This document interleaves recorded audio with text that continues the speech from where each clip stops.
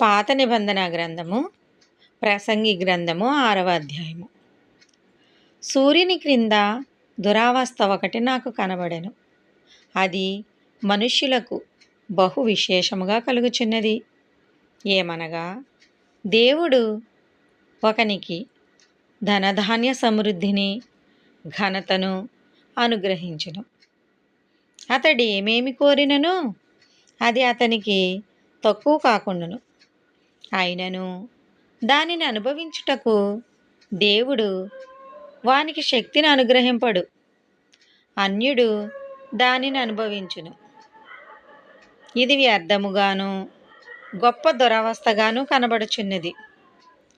ఒకడు 100 మంది పిల్లలను కని దీర్ఘాయుష్మంతుడై చిరకాలము జీవించినను అతడు సుఖానుభవం నెరుగకయు తగిన రీతిని సమాధి చేయకబడటయు ఉండిన ఎడల వాని గతి కంటే పడిపోయిన పిండము యొక్క గతి మేలని నేను అనుకొనుచున్నాను.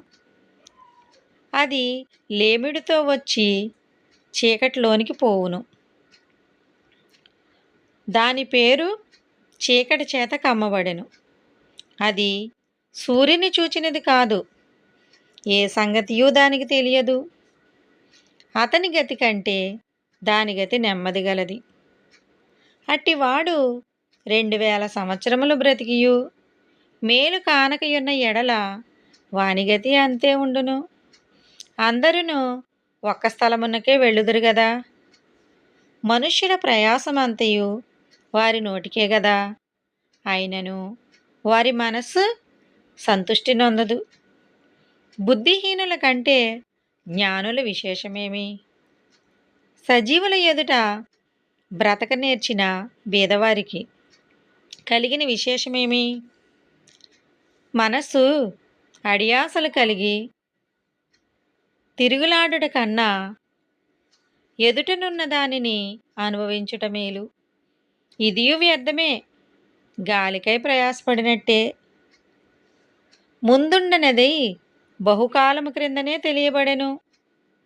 ఆయా మనుష్యులు ఎట్టి వారగుదురో అది నిర్ణయమాయెను. తమకంటే బలవంతుడైన వానితో వారు వ్యాజ్యమాడజాలరు.